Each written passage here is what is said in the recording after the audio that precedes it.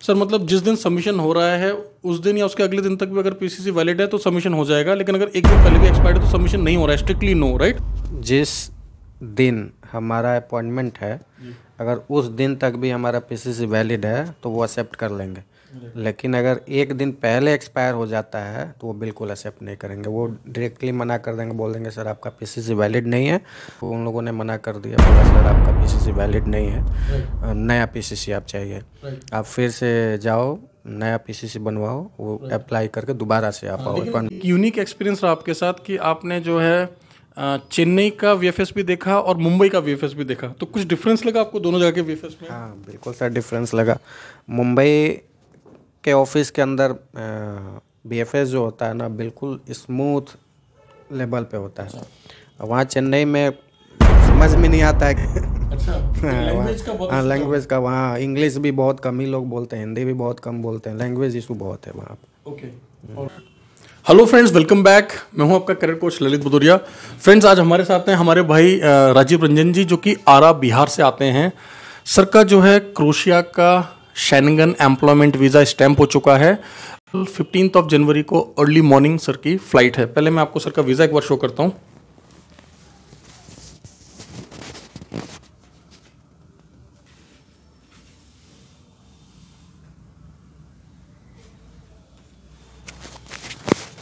Sir का जो visa है दोस्तों, इसको आप हमारे टेलीग्राम चैनल पर जाकर देख सकते हैं।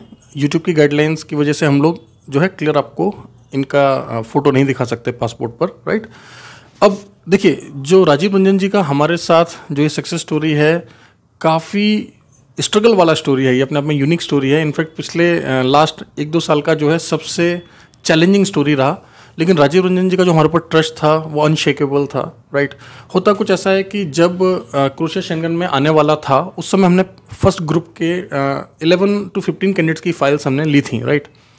अलग अलग प्रोफाइल्स के लिए, अलग अलग कंपनीज के लिए। और क्या होता है कि हम लोग उनके सबमिशंस करना स्टार्ट करते हैं। उस समय इस तरह की बातें चल रही थी कि हाँ, क्रोशिया बहुत जल्दी शेंगन में आ जाएगा, जैसे आज की डेट में हम लोग बात कर रहे हैं बुल्गारिया और रोमानिया की, राइट?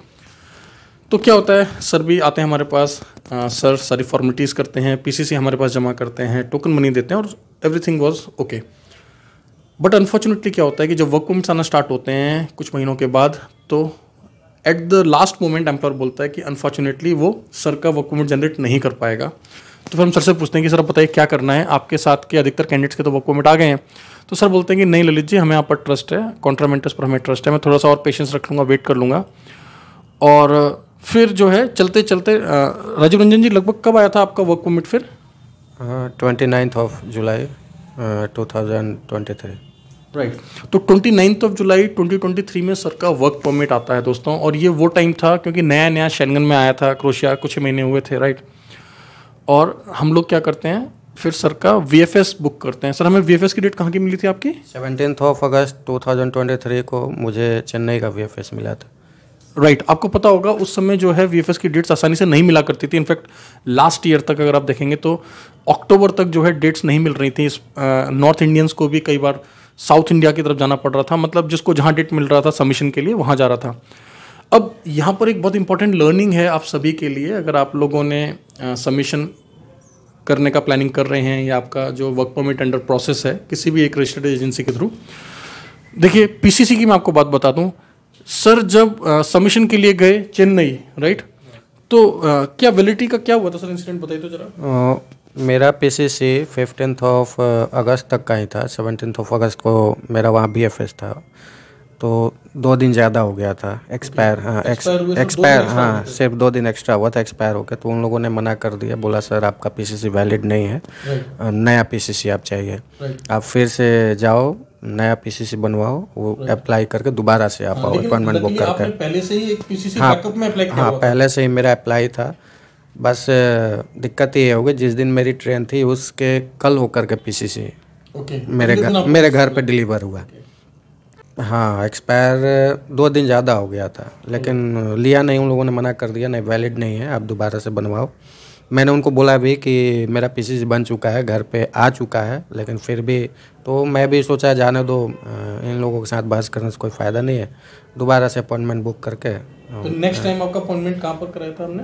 25 अगस्त मुंबई में, राइट। तो आपने बिहार से पहले आप एक बार चेन्नई गए थे, तो सेकंड टाइम आप बिहार से मुंबई गए थे।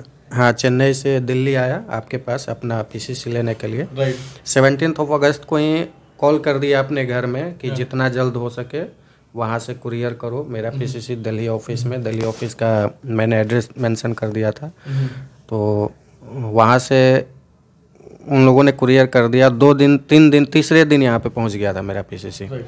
फिर मैं दिल्ली आया, आपने अपोस्टाइल करवा के मुझे पीसीसी दिया। फिर मैं यहीं से मुंबई के लिए निकल गया और फाइनल 25 अगस्त को मुंबई में मेरा पीसीसी डन हुआ।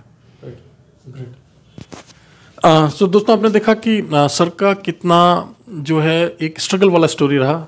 ठीक है, तो देखिए दोस्तों, अगर आप यूरोप के लिए अप्लाई करना चाहते हैं तो इन सारी चीज़ों का अपना ध्यान रखना है। स्पेशली जो पीसीसी की सर ने बात बताई कि सर का जब पीसीसी सिर्फ 2 दिन पहले एक्सपायर हुआ था और बैकअप में इन्होंने पहले से ही एक और पीसीसी अप्लाई कर दिया था जो कि इनको मिलने वाला था। मतलब देखिए कि कोइंसिडेंस कुछ ऐसा होता है कि पुराना पीसीसी 2 दिन पहले एक्सपायर हुआ और नया पीसीसी आने में सिर्फ 1 दिन बचा था। मतलब इनको पता पड़ गया था कि घर पे डिलीवर हो रहा है, लेकिन वीएफएस की डेट क्योंकि उस टाइम पर मिल नहीं रही थी तो हमने चेन्नई का इनका बुक कर दिया था ना। देखिए, ये सारी स्टोरी मैं आपको क्यों बता रहा हूँ दोस्तों, ये लर्निंग्स हैं जो आपके भी काम आएंगी, हमारे भी काम आई, राइट। तो आपने करना क्या है, देखिए ये ब्लॉग हम लोग शूट कर रहे हैं जनवरी 2024 में। फिलहाल आप अनकंडीशनली अगर क्रोएशिया के लिए वर्क परमिट अप्लाई कर रहे हैं, एम्प्लॉयमेंट वीज़ा पर जा रहे हैं, शेंगन वीज़ा पर, पीसीसी का ध्यान रखें। पासपोर्ट ऑफिस वाली पीसीसी टाइम पर इश्यू होनी चाहिए आपकी, उसमें वैलिडिटी होनी चाहिए जिस दिन आप सबमिशन पर जा रहे हैं, राइट। तो एक बार फिर से मैं राजीव रंजन जी से जान लेता हूं कि पीसीसी को लेकर क्या गाइडलाइंस थी उस समय पर जब सर गए थे। तो ये गाइडलाइंस आपके भी काम आएंगी सर। मतलब जिस दिन सबमिशन हो रहा है उस दिन या उसके अगले दिन तक भी अगर पीसीसी वैलिड है तो सबमिशन हो जाएगा, लेकिन अगर 1 दिन पहले भी एक्सपायर्ड है तो सबमिशन नहीं हो रहा है, स्ट्रिक्टली नो, राइट। हाँ बिल्कुल।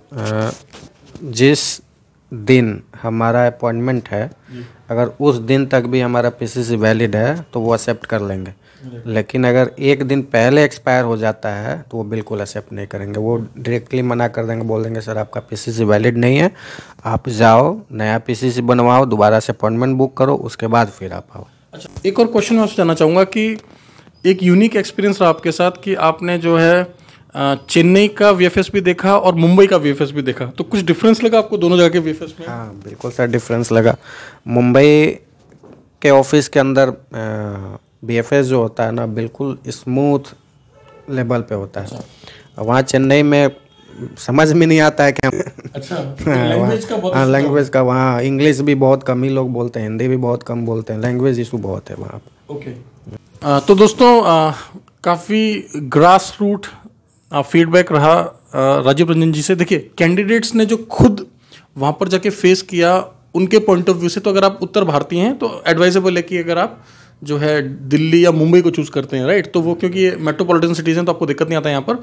बाकी का अगर आपको अपने रीजन में मिल जाता है और अगर आप वहाँ की लोकल लैंग्वेज बोल लेते हैं तो फिर वो आपके लिए जो है कन्वीनियंट रहेगा, राइट। बुल्गारिया और रोमानिया दोस्तों, ये दोनों देश जो कि शेंगन में आने वाले हैं, इन दोनों देशों की बहुत सारी मल्टीपल ओपनिंग्स हम लोग आपके साथ शेयर कर रहे हैं बैक टू बैक। प्लीज़ आप हमारे यूट्यूब चैनल पर देख लें, हमारे टेलीग्राम चैनल पर देख लें, और बहुत सारी सक्सेस स्टोरीज भी हमने शेयर की हैं इन दोनों देशों की। इसके अलावा इटली का हमारे पास जो है बहुत सारी वैकेंसीज अभी चल रही हैं। इसके अलावा गल्फ की बहुत सारी ओपनिंग्स हमारे साथ चल रही हैं।